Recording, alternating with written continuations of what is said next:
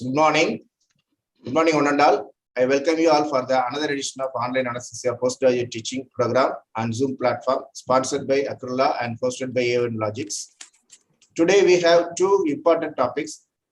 It is often asked in theory exams and clinical exams. The first topic is perioperative arrhythmia management by Dr.Guru. The second topic is anesthetic management of patients with pacemakers. My good friend of Dr. Ranjan RV from PIMS, and the session will be coordinated by Dr. Santhiya. This week, we have only 1 hour of teaching program to spare the time for ISC Tamil Nadu academic events. From next week onwards, we will have 2 hours program. I have one important announcement here. I'll share my screen. So the Institute of Anaesthesiology from Mother Medical College, they are conducting a DREAM 2022. It is a hands-on workshop on anesthesia machine and circuits and vaporizers. So the 9 to 11, there will be didactic lectures that will be followed by 5 stations. The station will deal with workstation circuits, pressure regulators, anesthesia ventilators, and vaporizers and breathing circuits. So it is a good opportunity. So don't miss it. You can make use of it. They allow only 150 participants. Already the registration has crossed 100. So be quick to register and make use of this opportunity. Thank you. Now I hand over the session to my session coordinator, Dr. Santhiya Madam. Madam, please. Very happy morning to one and all. Welcome to online anesthesia. Today we are going to see 2 important topics in cardiovascular system.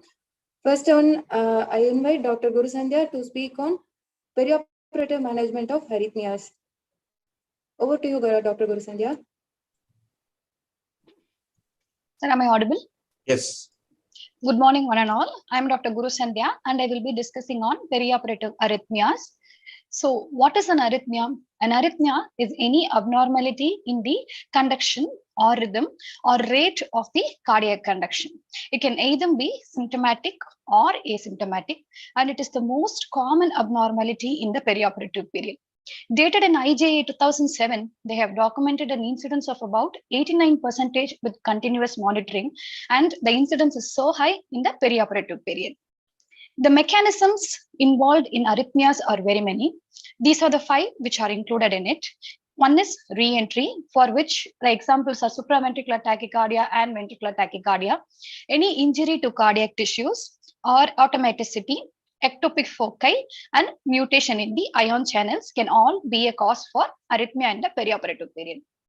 So, if at all an arrhythmia occurs, why should you treat the arrhythmias? These arrhythmias are actually in the perioperative period capable of producing a hemodynamic instability, which can affect the perioperative outcome and can lead to increased perioperative morbidity and mortality, which can lead to increase in ICU stay and hospital admissions. So in the perioperative period, it is very important to identify and treat the cause and the arrhythmia for a better perioperative outcome.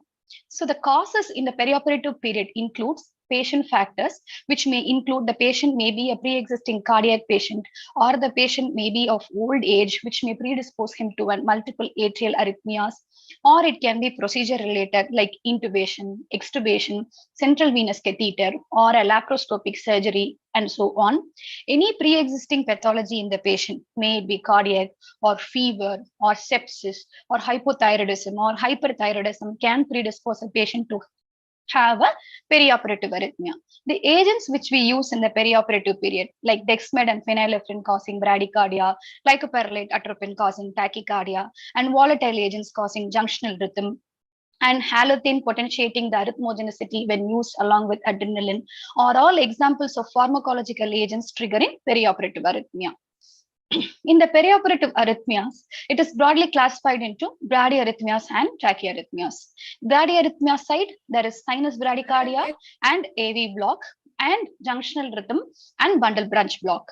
In the tachycardia side, there is a narrow complex and a wide complex rhythm with pulse or without pulse, and pulseless VT and VF. So in bradyarrhythmias, sinus bradycardia, junctional escape rhythm, where the trigger is not from the sinus node, but from the AV node. It can be a junctional rhythm wherein the rate extends from 40 to 60, or accelerated junctional rhythm where the rate can be 60 to 100 per minute. In AV block, it can occur in the perioperative period because of an intrinsic cardiac disease or perioperative myocardial ischemia or any electrolyte abnormalities or increase in vagal tone. In first degree AV block, there is a fixed prolonged conduction defect from the atria to the ventricles. In second degree AV block, it is of two types, type 1 and type 2. In type 1, there is a progressive prolongation of PR interval followed by a dropped beat. In type 2, there is non-coherent drop from a pre-wave conductor to a ventricle. In third degree AV block, atria contract separately and ventricle contract separately. There is no coherency between the atrium and the ventricles. In the bundle branch block, the right bundle branch block can be as a physiology when we are inserting a pulmonary artery catheter. And these bundle branch block in the perioperative period, usually in the left bundle branch block, usually signify a myocardial ischemia or significant myocardial damage, and it must be sought with an expert consultation as well. So sinus bradycardia is a heart rate less than 60 per minute, never occurring as an isolated variable, and integrated approach is necessary. So perioperative causes for bradycardia are Cushing's reflex, as one can see in an increased intracranial pressure and bradycardia. Oculocardiac reflex, as traction on the extraocular muscles can lead to bradycardia. High spinal blockade because of blockade in the cardiac fibers. Local anesthetic systemic toxicity. Interscalene block and Basholzolish reflex when some procedure is done in the interscalene block in a beach chair position, it can precipitate a profound hypotension and bradycardia in the form of Basholzolish reflex, and that should be kept in mind. And high intrathoracic pressure and any myocardial ischemia in the perioperative period can present as a bundle branch block. Hypothermia, hypoxia, especially hypoxia in a neonate, or an endotracheal intubation without an anticholinergic agent in a neonate can precipitate a bradyarrhythmia. And electrolyte abnormalities like hypokalemia and hyperkalemia can lead to perioperative bradyarrhythmias. From here on, we will see each and every of this rhythm in an example basis. So this is a 58-year-old male posted for laparoscopic cholecystectomy. Upon infusion of carbon dioxide, he developed this rhythm. So each P wave is followed by a QRS complex. So it's a sinus bradycardia because the rate is somewhere around 55. So how do you treat this? You treat the cause. You ask the surgeon to deflate the abdomen if the bradycardia is like still prolonging and becoming less than 40 or so. Deflating the abdomen would treat the cause because it is because of an intense peritoneal stretch from a vagal stimulus. So if at all it doesn't treat, then treat it with atropine. If the same bradycardia has occurred in case of a spinal anesthesia, say the pulse rate is around 50 per minute and the BP is around 90/50. So it is better to treat with atropine or ephedrine 6 mg bolus, depending upon the clinical situation. If the patient is on beta blocker, any heart rate less than 50 is taken as the bradycardia. Any heart rate less than 40 is not well tolerated, or because the cardiac output will not be enough to meet the demands even in a normal healthy adult male. So any bradycardia less than 40 it is imperative to treat. So this is another such example. He's a 44-year-old CAD patient going on for a bowel resection, developed this rhythm. As you can see, the P waves are independent and the QRS complex is independent. This is a complete heart block which has developed in the perioperative period. Patient being a CAD might have triggered a perioperative MI. That may be a cause for complete heart block. The treatment for this would be a transcutaneous pacing or transvenous pacing.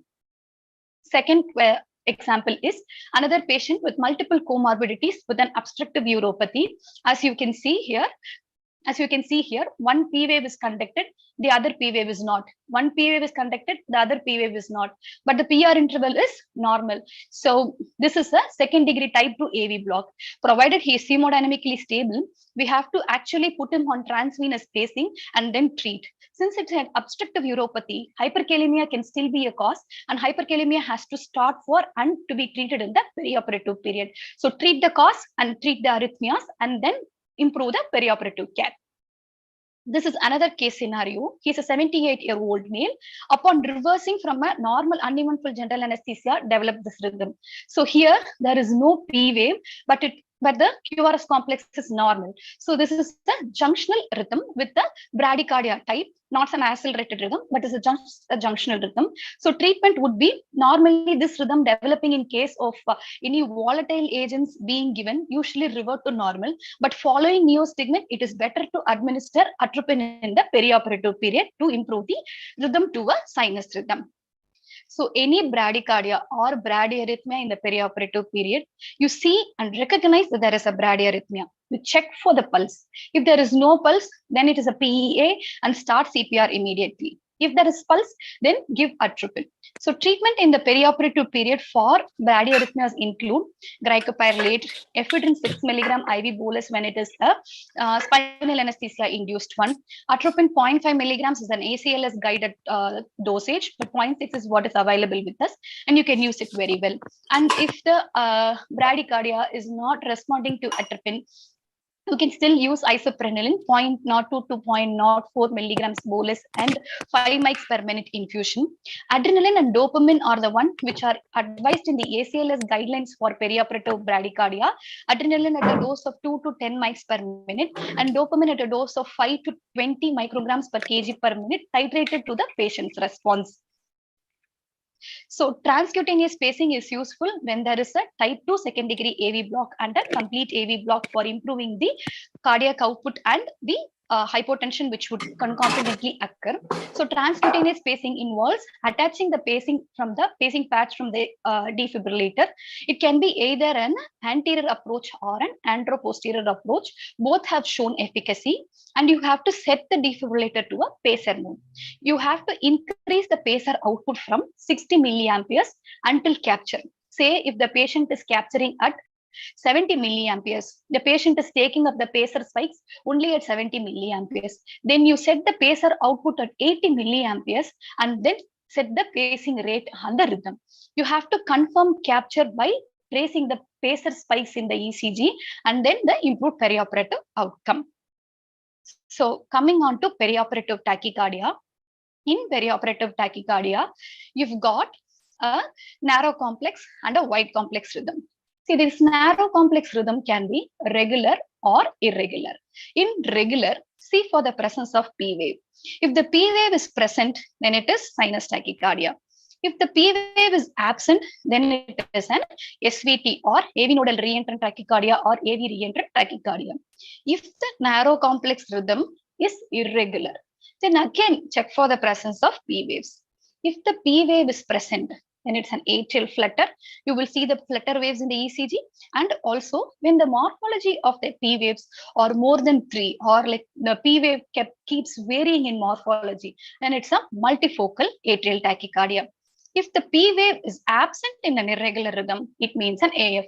So AF is a narrow complex irregular tachyarrhythmia, and SVT is a narrow complex regular tachyarrhythmia without a P wave. In wide complex tachyarrhythmia, it can be regular or irregular. In case of regular, it can be VT or SVT with aberrancy. It is actually very difficult to differentiate between these two, and treatment would involve depending upon the perioperative setting. In case of irregular, it becomes VT or VF. So the wide complex can be VT or SVT with an aberrancy. The VT can be monomorphic or polymorphic. So any narrow complex tachycardia, first of all, appreciate it's a sinus tachycardia or an atrial tachyarrhythmia which has occurred, and check for the pulse. Always, whenever a tachyarrhythmia or bradyarrhythmia occurs, you check for the pulse and the blood pressure. If there is no pulse, it's a pulse PEA, start CPR. If there is hypotension or impending arrest, you do an electrical cardioversion. If the BP is okay or in a hypertensive side, the inadequate depth or so many other factors can be a cause for the narrow complex tachycardia, and you treat them accordingly. So narrow complex tachycardia, the first one is sinus tachycardia. There are any number of factors in the perioperative period which can lead to a sinus tachycardia. One among them is pain and inadequate depth of anesthesia, which we see it very commonly in our routine practice. Usually it is accompanied by hypertension. So pain can be treated with a shot of opioids, and inadequate depth, you deepen with either an intravenous agent which you are using or an inhalation agent which you are using, that would settle the tachycardia which has occurred because of these two. The patient can be a febrile patient or a hyperthyroid patient who is uncontrolled. So the patient factor is also very important, which can lead to sinus tachycardia. Giving a shot of paracetamol would decrease the temperature and decrease the heart rate in such patients.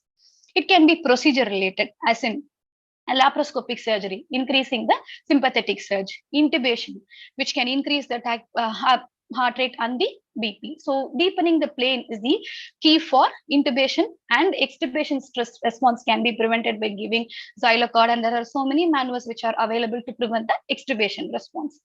Any orthopedic patient who is posted for a limb or a femur fracture, upon reduction, developing a sinus tachycardia with hypotension and decrease in end-tidal carbon dioxide, circulatory embolus can be a cause, and that has to be treated, and only then the sinus tachycardia will revert. Then coming on to hypovolemia. This usually presents as tachycardia and hypotension. So that also has to be kept in mind. Any patient who is dehydrated or in the perioperative period itself has to be adequately hydrated. It is common practice that the patient somewhere is kept nil per oral throughout the night. So hypovolemia can be a cause, and that has to be treated. Ongoing surgical loss, which has led to anemia, can lead to a physiological increase in heart rate to compensate. So anemia we treat it with PRBC. In the perioperative period, given that the antibiotics given in the theater, then anaphylaxis is a potential cause of sinus tachycardia with hypotension and bronchospasm that always has to be kept in the differential diagnosis when dealing with sinus tachycardia and hypotension with bronchospasm. So this is about sinus tachycardia. So this is a case scenario wherein a 45-year-old gentleman who is a known CAD undergoing a FEMPOP bypass, complaining of palpitations, has a stable rhythm. So this is, as you can see, the QRS complex is narrow and it is regular, but there are no P waves. So there are no P waves. So this is a supraventricular tachycardia. The treatment is, since the patient is hemodynamically stable, you can give an adenosine of 6 mg IV bolus. Initially, you can start with the vagal maneuver. If the carotid sinus massage is effective, then that is enough. If the carotid sinus massage is not effective, you can give adenosine 6 mg IV bolus. If it is not responding, you can go to 12. If an adenosine is not available, you can also see for esmolol if it is available and give a bolus dose and treat the supraventricular tachyarrhythmia. If at all this patient was hemodynamically unstable, then we would have actually treated them with the synchronized cardioversion of 50 joules to 100 joules. If the patient has no pulse, then it becomes a pulseless electrical activity and you go for CPR. So any irregular narrow complex tachycardia, as we have seen, it becomes a atrial fibrillation when there is no P wave. So the treatment depends upon whether the patient is hemodynamically stable or unstable, whether you are aiming for rate control or rhythm control. You achieve for rhythm control when the AF is acute onset or when there is no pre-existing cardiac illness or only the age factor has triggered. So that time you attempt a rhythm control. If the patient has got a chronic AF, in the intraoperative period, he is developing an AF with fast ventricular rhythm. That time you achieve for a rate control rather than a rhythm control. So what is the precipitating factor? If it's pain or sympathetic stimulus, fever or hypoxia, which is stimulated, and that also has to be kept in mind. Any perioperative AF, it is imperative that we refer the patient to the cardiologist to start them on anticoagulation, because if the structural heart is not normal or if the AF is persistent, then it is actually better to start off the patient with an anticoagulation. So this is a 70-year-old male patient who was posted for a pelvic abscess drainage followed by a colostomy. He had in the echo severe severe PAH with an RA and RV dilatation. The case was done under GA without any event. Post extubation, he was complaining of mild pain and then he developed this rhythm. So this rhythm, as you can see, it's an irregular rhythm. It's obvious, isn't it? And there is no P wave which is following a QRS complex, and this is a coarse P waves which is seen. So that's a coarse AF which he has developed because of the underlying severe PAH which he has got in the preoperative period itself. He was hemodynamically stable, so we have given him amiodarone 150 milligrams IV bolus, followed by 1 milligram per minute for 6 hours and 0.5 milligram per minute for 18 hours. If he was hemodynamically unstable, since it's an acute AF, before that the rhythm was normal, we would have attempted a synchronized cardioversion of 120 to 200 joules in the perioperative period. The treatment depends upon whether the patient is hemodynamically stable or unstable. If the patient is unstable, never hesitate to cardiovert. If the patient is stable, treat them with the medicines which is available in the sitting for you, especially amiodarone. You can also aim for rate control if the patient has got a preoperative AF using a beta blocker or a calcium channel blocker in the perioperative period, say metoprolol or esmolol bolus followed by metoprolol, whichever is available, or verapamil and diltiazem in the patient who has a pre-existing AF. So coming on to ventricular arrhythmias, ventricular premature complexes are the one which are usually troublesome and we see so often in the perioperative period. It can be either a pure ventricular premature complex, as in this case, as it is actually accompanied by a QRS complex followed by a compensatory pause, as you can see, because the ventricle has a effective refractory period and there has to be a compensatory pause for adapting to the ventricular premature complex. If it is of same morphology, as you can see here, it is from a single source. If it is of different morphology, then it can be a multifocal VPC, which can occur when there is an ectopic foci in the ventricle as well. So when every other beat is a VPC, it is a ventricular bigeminy. When every third beat is a VPC, it is a ventricular trigeminy. When every fourth beat is a VPC, then it is a ventricular quadrigeminy, and so on. When it is this VPC, when there is more than 3 consecutive VPCs which is occurring, we call them as ventricular tachycardia. When it is not sustained, that is when the 3 VPCs continuously occurring together in a rhythm strip occurs only for less than 30 seconds, it is called non-sustained VT. If it is sustained for more than 30 seconds, then it is called sustained VT. In case of ventricular premature complexes, this can be because of any electrolyte abnormality or can be a physiological response to a sympathetic stimulation. This usually commonly occurs in pregnancy, also in the perioperative period, which you can see like in the monitor. They'll just have 1 VPC, then take off. This can be because of hypokalemia, hypomagnesemia, or define an intrinsic heart problem also. But if it is concerning, say if it is less than 3 per minute, you need not treat it and it will not be hemodynamically significant. But if you feel it is more than 6 per minute, then you can treat it with lidocaine bolus of 1.5 milligram per kg and treat the cause, whether it is hypokalemia or hypomagnesemia. Give magnesium and then you will treat the ventricular premature complexes which is occurring.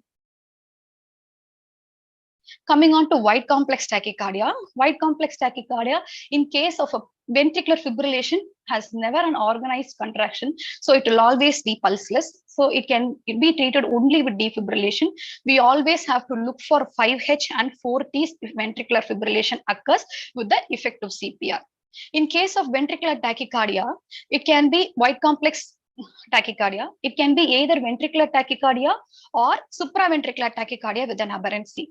It is actually very difficult to differentiate these two in the ECG, provided we can get an expert help, then they can help us. If it's a ventricular tachycardia, it can be monomorphic or polymorphic. In case of monomorphic tachycardia, it can still be a stable VT or an unstable VT.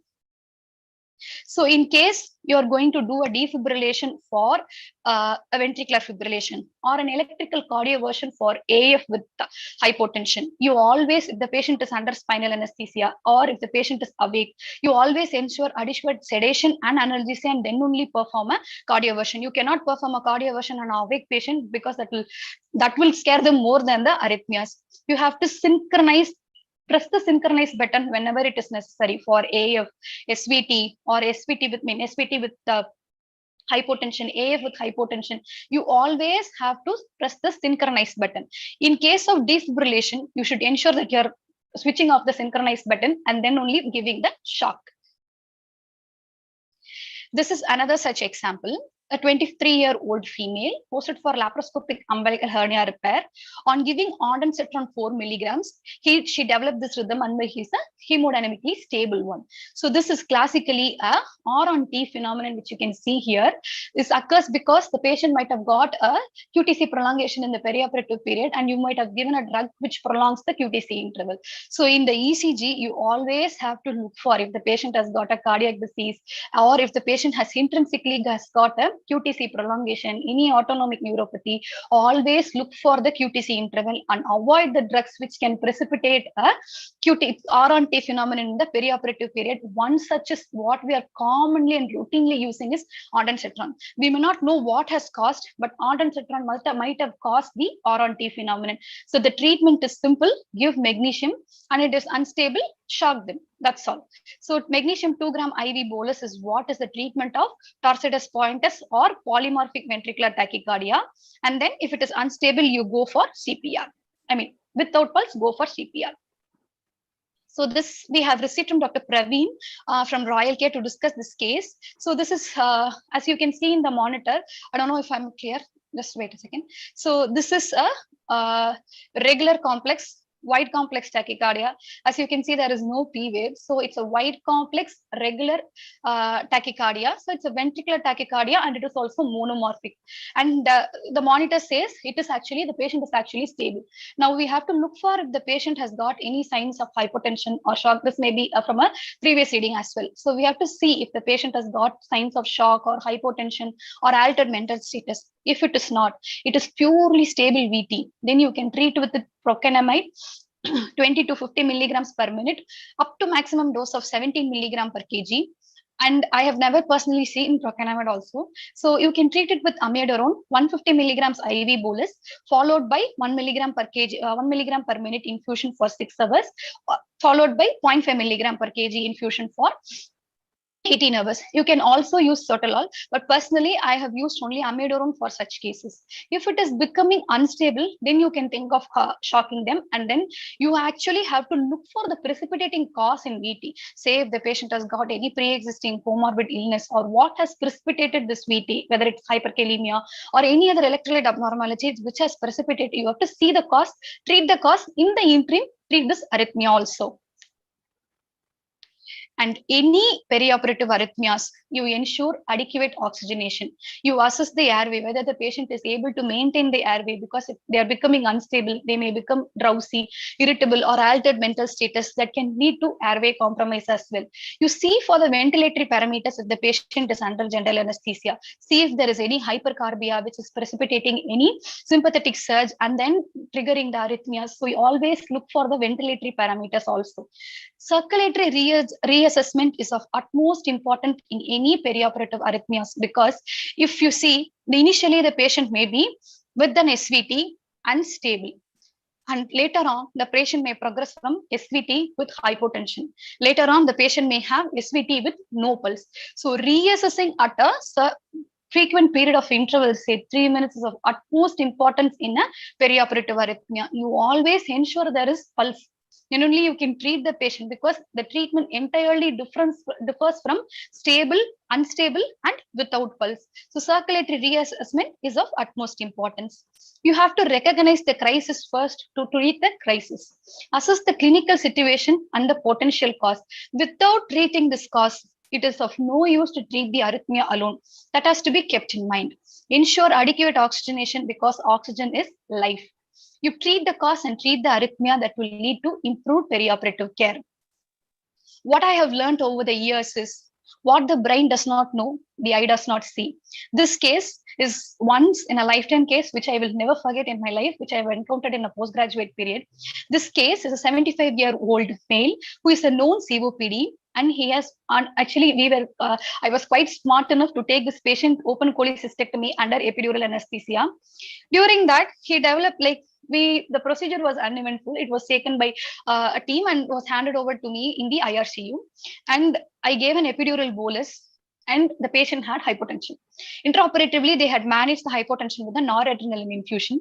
Postoperatively, I had given an infusion, epidural bolus of just 0.065% bupivacaine, and the patient developed hypotension. I was smart enough to recognize the hypotension, but then I gave ephedrine 6 milligrams IV bolus. The patient became still hypotensive again, developing this rhythm. So I did not know what this rhythm was. And I actually took the 12-lead ECG and ran to a cardiologist to find out what it was. He said it's a multifocal atrial tachycardia. See, the P wave morphology keeps varying. Every QRS complex will be actually preceded by a P wave, but the P wave morphology will keep changing. Let me go to lead 2. So the P wave morphology will keep changing, as you can see everywhere. So it's a multifocal atrial tachycardia, which I did not know. It is a narrow complex. It is an irregular tachycardia. So you have to cardiovert him with 122 joules to 200 joules. So this case, I did not know. So my eye did not see that I should not have given a sympathomimetic in a COPD patient who is having a severe, actually he had symptoms of acute COPD exacerbation as well. So in that case, if you give a sympathomimetic which is going to aggravate his symptoms, then they may land up in an atrial arrhythmia. So the treatment of choice would have been a noradrenaline infusion or a phenylephrine bolus followed by a norepinephrine infusion. The key is whenever you give a sympathomimetic or you put a COPD patient to a sympathetic drive, they may actually go from various ranges of atrial arrhythmias, from multifocal atrial tachycardia, atrial flutter to atrial fibrillation. So this has to be kept in mind, and you have to read extensively before you are taking up a case, because we were smart enough to take the case under epidural because we wanted to avoid general anesthesia in that patient. But I did not know this ephedrine can precipitate such a rhythm. So you have to know the patient while you are taking what can precipitate an arrhythmia and what has led to an arrhythmia to improve the perioperative care. Always in anesthesia, it is about calling for help. Whenever you are confused, whether it is a VT or SVT with aberrancy, you actually treat, if it is hemodynamically stable, you give adenosine 6 milligram. If the rhythm is reverting, it must have been an SVT.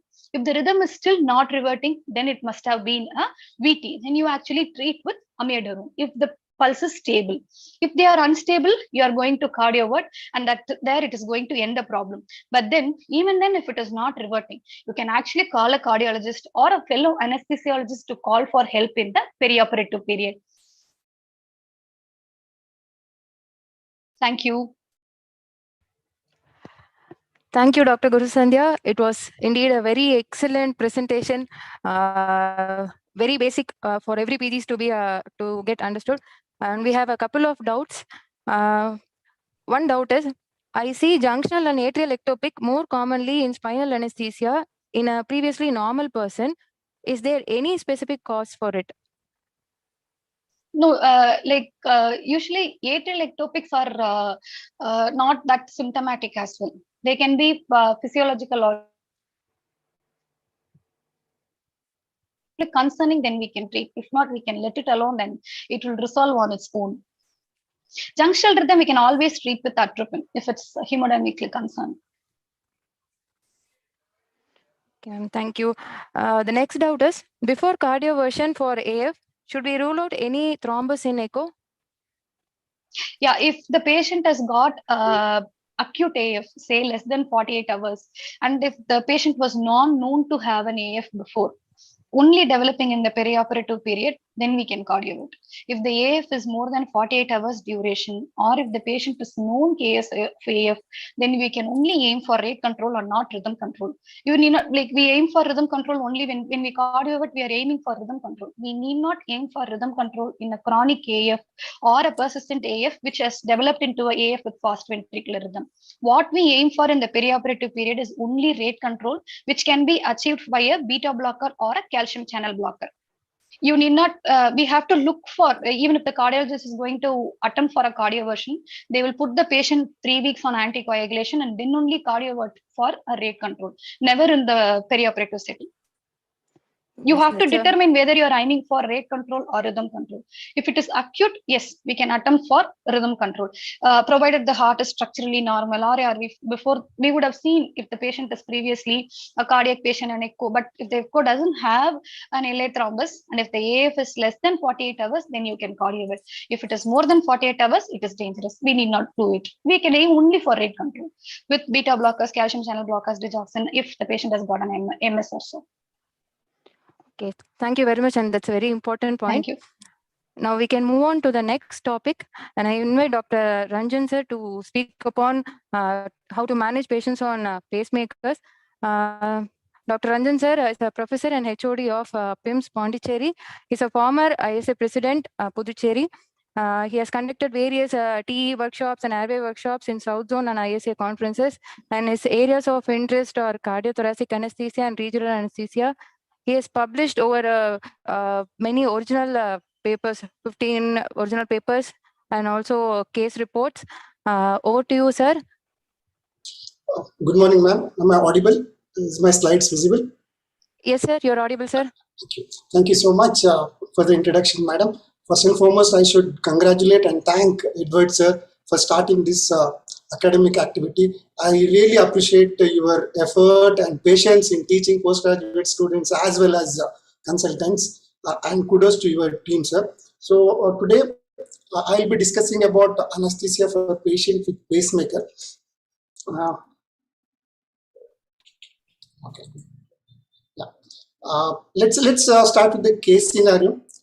This is a 65-year-old gentleman who met with an accident. He has a left humerus fracture, left side humerus fracture, and he's posted for plating and plating of the humerus. History-wise, he also shows that he says that he has a cardiac implantable electronic device inserted 1 year back, and he is asymptomatic now as per the cardiac complaints are contained, and his X-ray shows this feature. Can anybody tell us what exactly, which type of cardiac implantable electronic device is this? By the X-ray, can we make out what it is? You can type it in a chat. We will take that at the end of the session. So he has this and he doesn't have any symptoms now. He's a known coronary artery disease patient. His ejection fraction is around 40%, moderate LV dysfunction. He's a diabetic and hypertensive. Now he is posted for elective procedure. How are we going to manage these patients? So how do we manage? This article will tell you almost 100% how to manage a patient who has got a cardiac implantable electronic devices. It is an ASA task force recommendation to manage these patients. My talk is mainly taken from this article as well as some of the British journal as well as Indian journal articles. So let's see what is CID. Cardiac implantable electronic devices. There are two types mainly. One is a permanent pacemaker. Another one is automated implantable cardioverter defibrillator. Now a new one which is added, which is known as CRTD device, nothing but a cardiac resynchronization device. What exactly is these things? Let's see. Pacemaker, permanent pacemaker, it has mainly two things. One, pulse generator. It houses the battery, a small computer which generate electric potentials or action potential or pulse potential which are carried through these leads. Depending upon the type of lead, the permanent pacemakers are divided into three types. A single chamber pacemaker where the lead either is in the atria, right atrium, or in the right ventricle. A dual chamber is where you have a lead both in the right atrium as well as the right ventricle. The third one, the newer one, is a biventricular pacemaker which has got lead in the right atrium, one lead in the right atrium, one lead in the right ventricle. The third lead in the coronary sinus and enters, activates the myocardium of the left ventricle.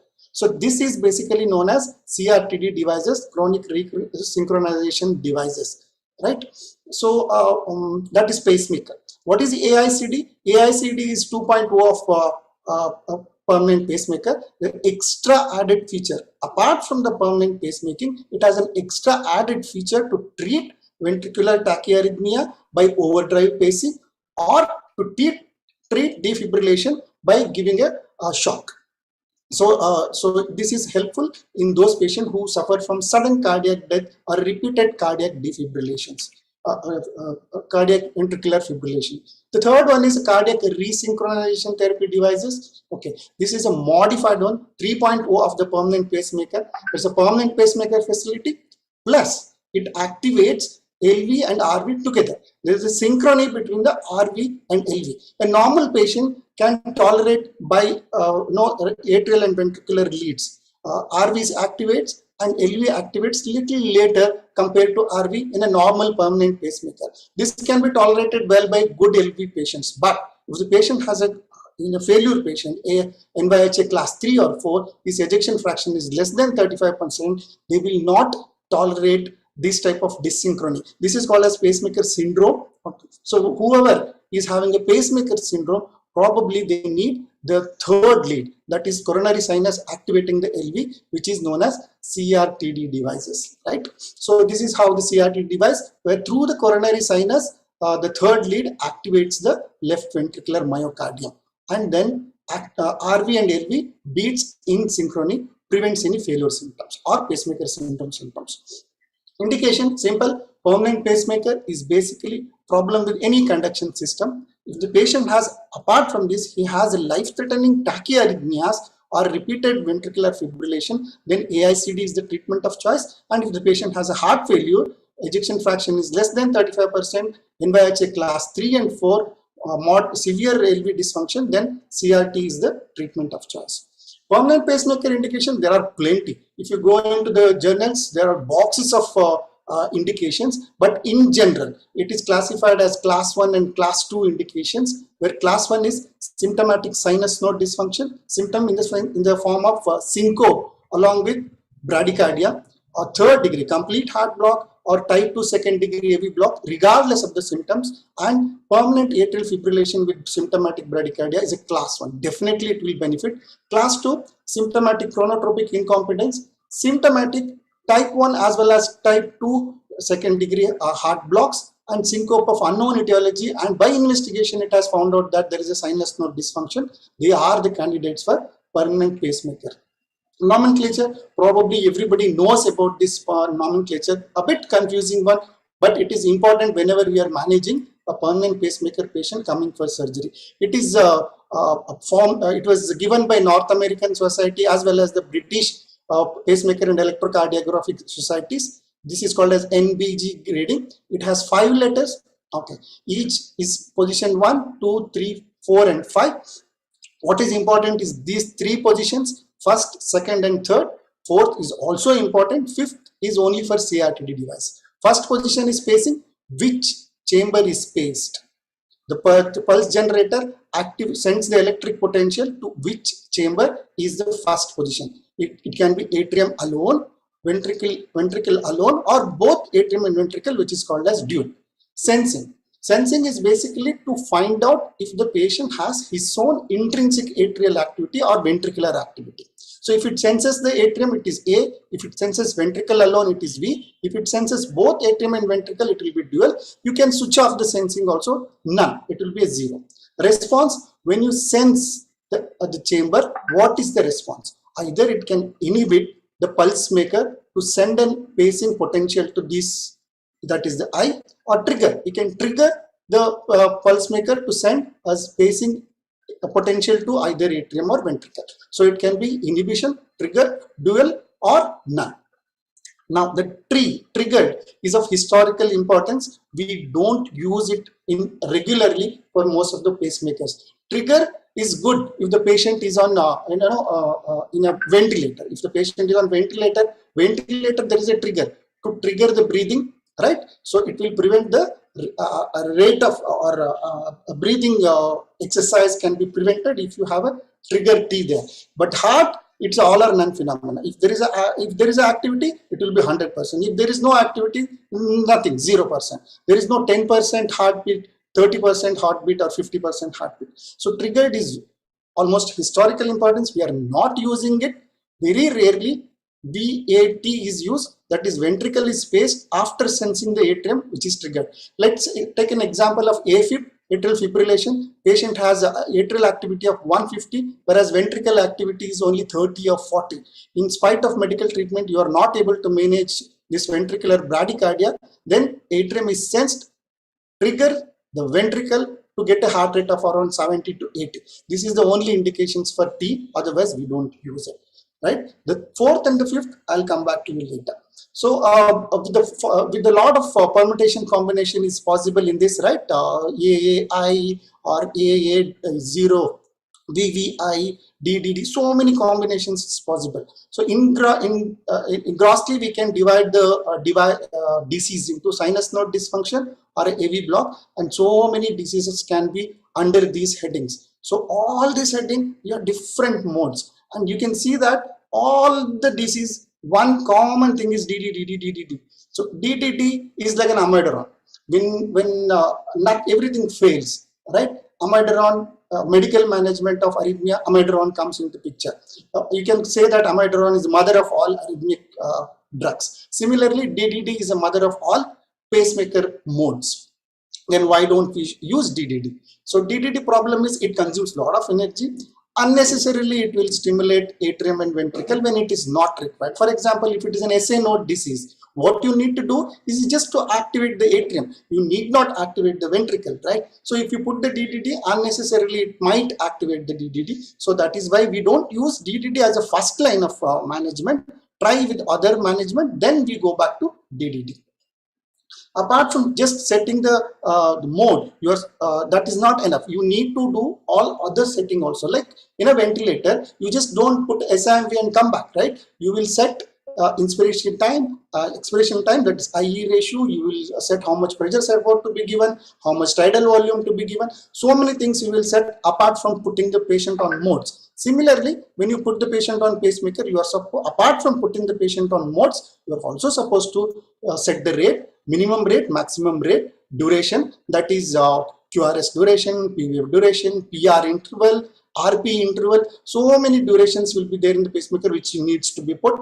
How much voltage output, refractory periods, PR interval, all these things should be put. Hysteresis is basically to prevent any dysynchrony between the RV and LV. That also needs to be put in the program. I will not go into the detail of it. I'll give you a few examples about the modes. One of the mode as an anesthesiologist we should know is this asynchronous pacing mode. Whenever we put the patient pacemaker who comes for a surgery and he has got a chance of electromagnetic interference or cautery interference with our pulse maker, we go back to asynchronous pacing mode, either by putting a magnet or by using a reprogramming device. So the moment, these are the asynchronous pacing modes which will be available: AOO, VOO or DOO, depending upon what the patient is on. Okay, they are basically nothing but in a ventilator like a controlled mechanical ventilation. Like, right, in a controlled mechanical ventilation, you set a rate of 12. Whether patient is taking breath or not, it doesn't matter. It will be giving 12 rates per minute. Right. Similarly, asynchronous pacing. Here, it will not sense any of the patient internal activity. It will not sense any of the cautery. It will not send any of the myopotential activity. It will just give whatever rate you have set. Right. So the one good example is here. I'm giving you VOO. Always pacemaker potentials or spikes will be seen in the ECG. Right. So this is one simple example. We have put the patient on VOO. You can see this is the pacing spike which comes, which activates the ventricle and produces QRS wave. This is patient's native, his own QRS activity. You can see at a fixed rate, our pacemaker is activating the ventricle. It doesn't take into consideration whether patient has got his own activity or whether it has got an ectopic bit. So it will keep on giving the ventricular rates. The only problem is like this R-arm-T phenomena. Dr. Guru just spoke about R-arm-T phenomena which can initiate ventricular tachycardias and fibrillation. We should be careful. So this is the drawback of this VOO or AOO. Right. So the other which one we should be aware of is AAI. As I told you, first letter is the chamber which is spaced, second is the chamber which is sensed, and after sensing, what is the response is the third letter. Here the atrium is spaced, atrium is sensed, and if there is an atrial activity, it inhibits the pacemaker to send any electrical activity to the chamber to be paced. Right. So this is the most common one which is used for sinus node dysfunction. When AV conduction is intact, we use AAI mode. I'll give you an example. Here you can see it is in AAI. Okay. Here the atrium is spaced. After you will set PP duration. That value will be added to your pacemaker. If the time interval is prolonged, that will be sensed and there is no activity. So the pacemaker will send an electrical impulse to the atrium and there will be a pacing response. Next, within a particular time, there is a native activity, right? So there is a native activity. So A is sensed. What will do? It will inhibit the pacemaker to send any electrical impulse so that the patient's native activity will be continued. The other one is VVI. Whenever you have a AV nodal dysfunction, we put the patient on VVI or DDD. So this is what it is. The same way, ventricle is phased, ventricle is sensed. Response, if there is a ventricular activity, it inhibits the pacemaker to send any electrical potential or myocardial potential into LV, RV, any ventricle. So here you can see there is no electrical activity. It is sensed, so it allows the pacemaker to send. The next one, again, there is no electrical activity, so it is sensed and that allows the pacemaker to send the electrical activity. Here you can see the patient has got a native ventricular activity that is sensed, so that inhibits the pacemaker to send any electrical activity so that the native activity is continued. Again, the same pacemaker is doing it, right? So the most commonly used one when we don't have any option is the DDD. Okay, so this is the most commonly used whenever a patient has got a complete heart block or myocardial infarctions, and DDD is used. DDD helps in synchrony between the atrium and the ventricle. Okay, there are 4 different rhythm can be obtained with the DDD. That is, I will show with an example. Okay, so the first one. Here is a good example of DDD. Here you can see atrial activity is there. So atrial activity is sensed. It will not send electrical potential to the atrium. But after a certain PR interval, there is no ventricular activity that is sensed. So it will send an impulse to the pulse generator, but will send an electrical potential to the RV. So there will be spike. So this is A sensed, V paced. The next one, here you can see both atrial and ventricular activity is not there, which is sensed. So both atrial activity and the ventricular activity is by the pulse generator.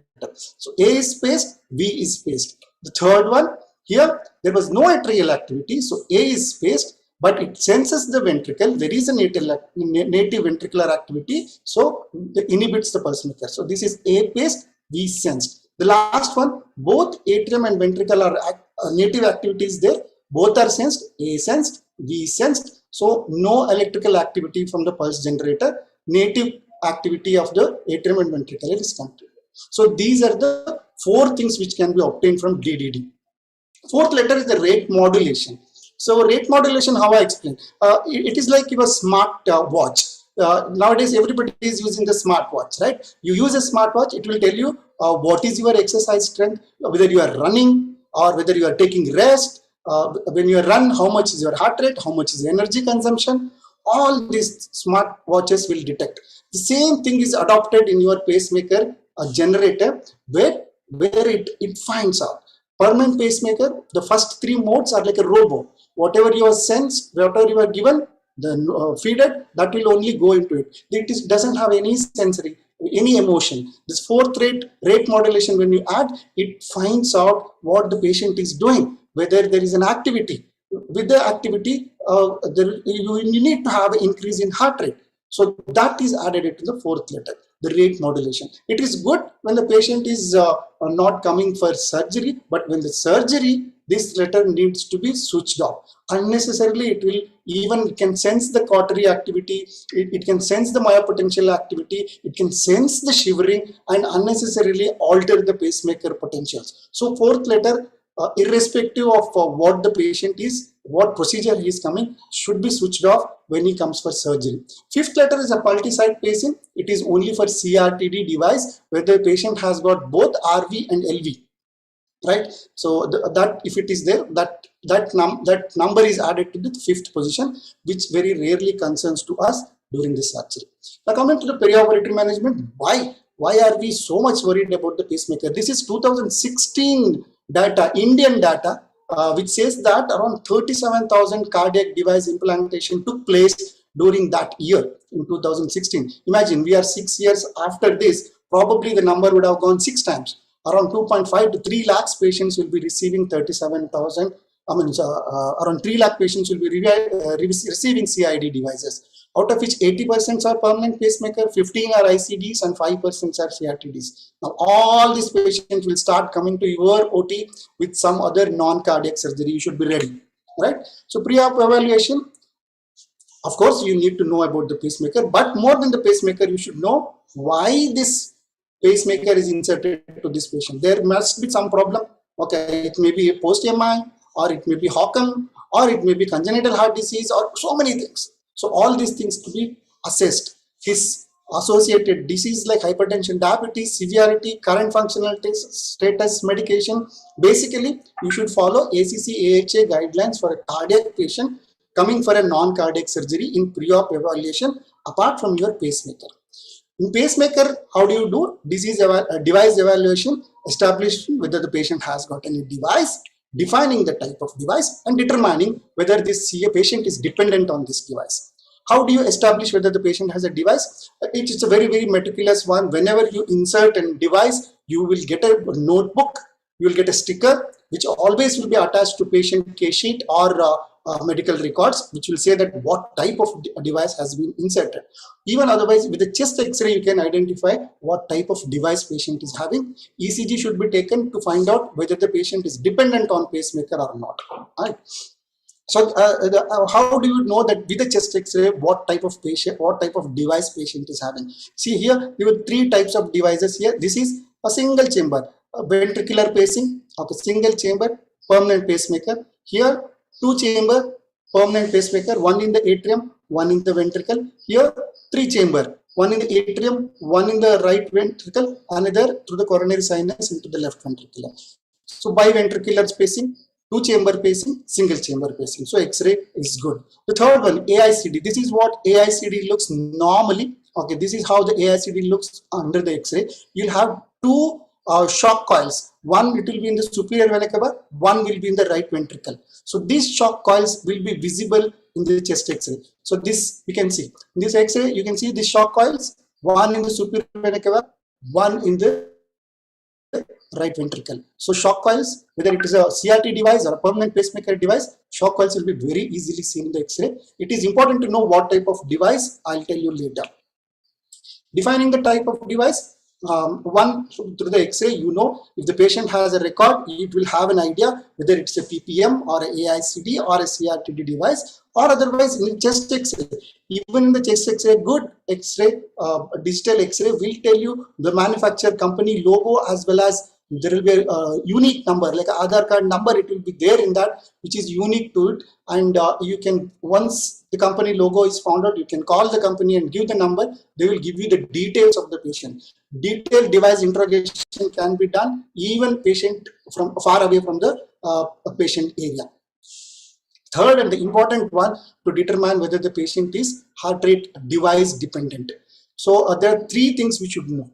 Why this pacemaker was put. If the patient had a symptomatic bradyarrhythmia, that is syncope associated with bradyarrhythmia, that indicates patient is a pacemaker dependent. Or if you had a successful AV node ablation, once it is done, this is a permanent. AV node ablation is done, then he is dependent on CIED. The third, when you take an X-ray, and if you see that more than 80% of the electrical activity is from the pacemaker, that means he is dependent on pacemaker. This is very, very important to understand. Remember this point. Device interrogation. How do we do the device interrogation? As the Heart Rate Rhythm Society recommends, if it's a permanent pacemaker, every 12 months you need to do the device interrogation. If it is AICD, 6 months, CRT 3 to 6 months. How do you do? It is a big one. Instrument is a big one. The mouse pad is put over the patient's scar or where the permanent pacemaker is situated, and that will assess the device interrogation will be done. Is my slides moving, madam? I just wanted to know. Shalini, madam, is it? Yes, sir. Your slides are ready, sir. Yeah. Okay. Thank you. So this is the. So this is the machine which will interrogate. Device interrogation. You put the patient. It will take 5 to 10 minutes. So it will tell you about the remaining battery activity. In this, it is 13 years. Usually, Indian Metronics will run for 7 years. and it also gives you what is the P wave potential, what is the R wave potential, what are the pacing durations which you have kept, what is the mode, what was the lower heart rate, higher heart rate. Also, you can change the modes. It is a DDD mode. We are changing into VVI mode. Once you put the patient on VVI mode and convert into whatever mode here into asynchronous mode or whatever mode you. So the only problem is it takes around 15 to 20 minutes to do this device interrogation and changing, and you need an expert to do all these things, right? So that's the only thing. But all these patients, if it is more than 1 year or 6 months of AICD placement, you need to interrogate these devices. Now, preoperative preparation, the main thing which is concerned for us is whether there is an EMI interference, electromagnetic interference. Okay, if there is there, do we need to reprogram this CID pacemaking into asynchronous pacing mode?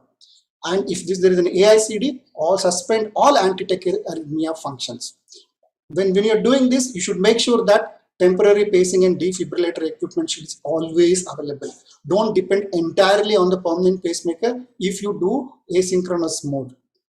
And also possibly be aware about the possible effect of anesthetic techniques on the CID. So EMI, what is EMI? It's an electromagnetic interference which can disrupt the operative electronic device when it is in the vicinity of electromagnetic field. Why are we worried? Because it can inhibit the pacing due to ventricular oversensing. The cautery as sensed as a R wave, okay, or P wave, and that will be sent to pulse maker. So it will prevent sending any pulsing, potential pulse meter activity, and patient can go into severe bradycardia or severe tachycardia.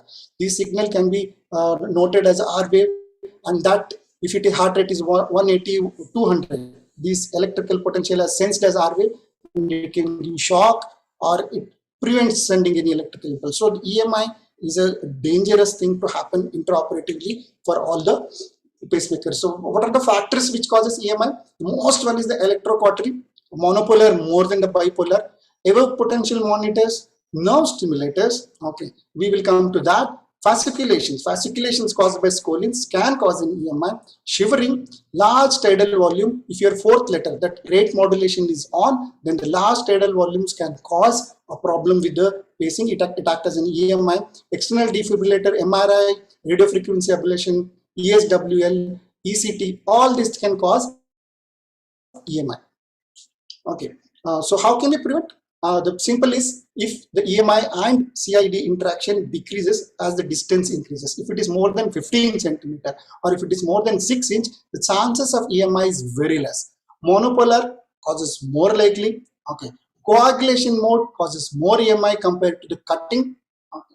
Cautery tool and current return pads, if they are positioned very near to each other, then EMI is very, very less. Using short, intermittent, irregular burst at the lowest feasible one prevents EMI. So this is what I'm saying. If the cautery pad is near to your cautery, then the electric current runs from the cautery to the pad in this direction. Imagine this pad is kept somewhere in the shoulder or in the scapula. When the current passes through all the way from the inguinal area towards the pars, probably affecting your pacemaker. So always, if you're using a monopolar cautery, always use the pad very near to it. Mechanical interference, apart from EMI, even mechanical interference can cause, that is your CVP guide wire, it can mechanically dislodge the lead or itself can stimulate the atrium and ventricle, which is dangerous to the patient. Atrial oversensing because of your guide wire, that can also inappropriately increase the ventricular pacemaker.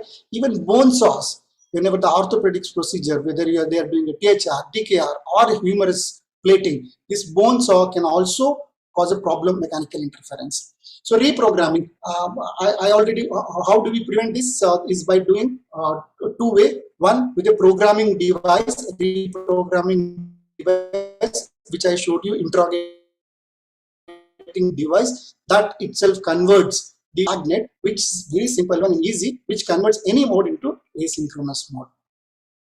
Reprogramming with the programming device, it should be done by trained personnel. You need a big equipment. It will turn both permanent pacemaker as well as AICD into asynchronous mode. So this is the advantage. AICD it has two functions. One, anti-tachyarrhythmia, another pacing. Only the reprogramming device converts AICD into asynchronous. Magnet will not convert AICD into asynchronous mode. It will convert only AICD into anti-tachyarrhythmia disruption. Okay. So with the magnet, it produces asynchronous pacing, AAO, DOO, or VVO. It suspends only the anti-tachyarrhythmia function of AICD, not the permanent pacemaker function in the AICD. Right? So basically, it converts into asynchronous mode. This patient, he has got this is a pacemaker syndrome. Sorry. Okay. There's a disturbance in the audio, sir.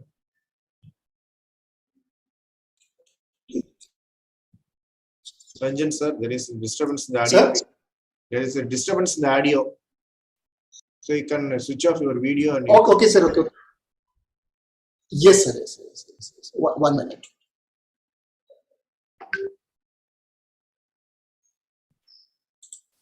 Okay. Yes, sir. So is it better now? Better now. Yeah. So you proceed, sir. Yeah. So here you can see the patient is got a high risk, mode. Now this always you keep the magnet and just simple pacing the magnet over the scar, or it is gone into asynchronous mode of 60 to 80, whatever you have setting. Right, it is 80 beats per minute. At the moment you remove the magnet, it will go back to its original position. It takes hardly 1 or 2 seconds to convert.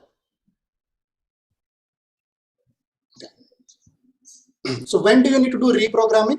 If unwanted patient movement from an ICD shock, even if there is no EMI, if if the surgeon is doing an intraocular operation or a neurosurgery, where precision is important, patient movement should be prevented. Even though if there is no EMI, it should be reprogrammed, right? Okay. Intraoperative management, all ASA monitor, the same ACC AHA guidelines should be used. So whenever you are using a ECG, you should be very careful. EC monitor should be put to diagnostic mode rather than the monitor mode, because diagnostic mode gives wider frequency responses. Pulsemaker potentials can be seen easily. So here you can see this patient is on a temporary pacemaker, but similarly, so you can see this patient was put on a 90 atrial AAI. Okay, you can clearly see the pacing potentials here, the atrial activity. So that is because the patient was in a diagnostic mode. I hope you are able to see the video and as well as see this is the diagnostic mode and this is the monitor mode. So if you put the patient on monitor mode, see, you are not able to see any pacing spikes. It looks like as if patient has got his own native heart rate. Okay, so always put the patient on diagnostic mode where you can see clear pacing spikes and you know that your pacemaker is working properly. So this is very important whenever a patient is on monitoring on the ECG, right? Always keep transcutaneous pacing or defibrillator pad next to the patient throughout the procedure. So what happens is this is the monitor which has both the transcutaneous pacing facility as well as defibrillation facility. It usually comes with the disposable pads which any patient who is on a permanent pacemaker should be applied. Okay, normally what we do, we put one on the left side and one on the apex.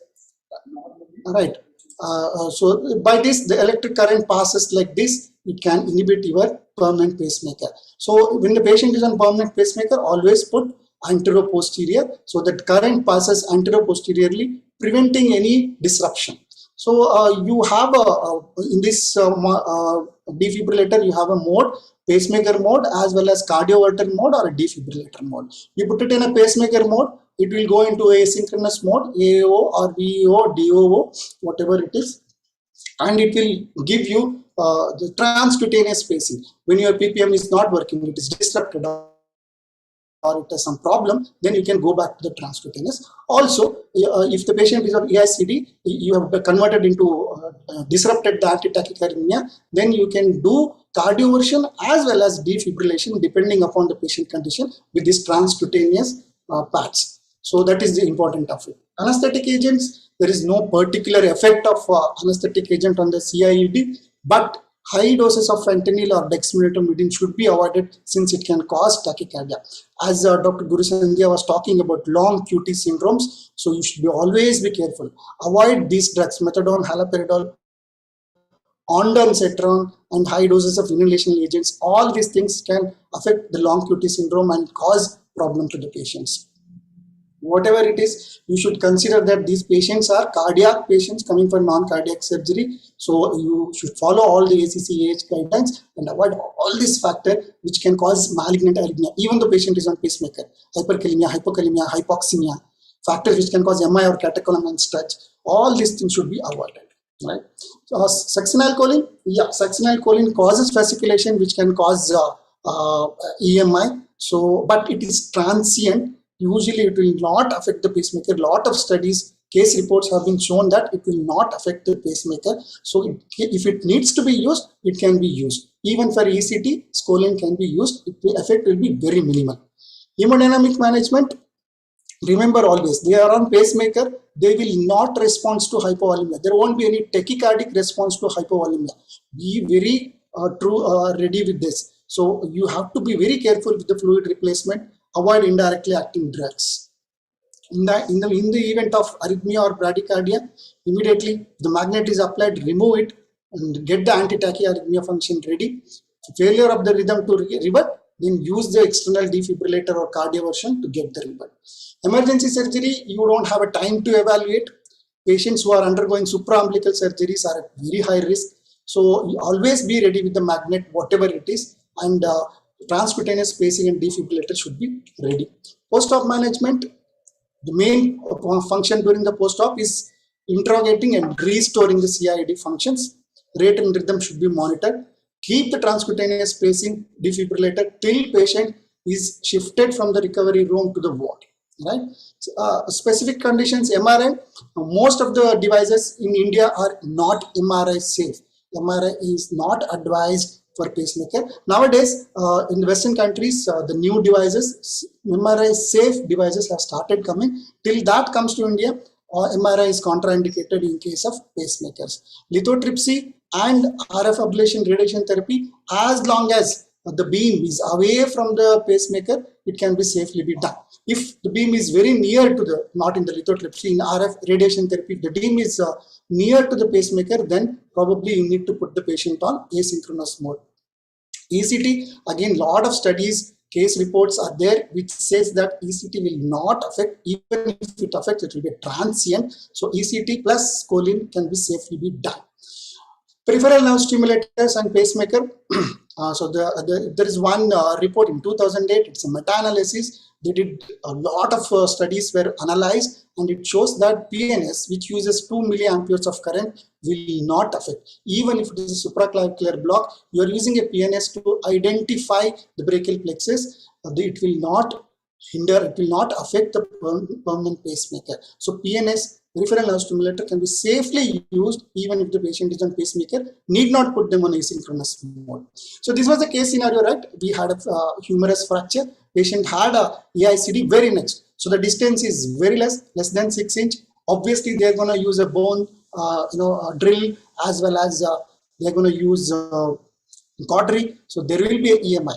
Okay, so what we are supposed to do? So if you are watching it in a mobile, probably you won't be able to see this. I'm really sorry. Let's say this patient, you can see he has got a 2 high radio things. That means patient is on AICD, not simple pacemaker, right? So he is on ICD. Will there be an EMI? Of course, yes, because very near to the ICD. You need to deactivate the ICD, either using a programmer or a magnet, right? Is the patient pacemaker dependent? What are the factors which will tell you the pacemaker dependent? If he has all the activities by the pacemaker, he is a symptomatic bradycardia. If AV nodal ablation has been done, yes. Then if the distance is less than 15 centimeter, of course, yes. Then you need to reprogram with the reprogrammer, not with the magnet. ICD, if you reprogram with the magnet, it will only abolish anti-tachycardia, not the PPM. So both to get an asynchronous mode plus AICD abolishment, you need a reprogrammer. If the distance is high, then only magnet will be ready is enough, right? If the distance is very high and there is no EMI, magnet can be just kept there.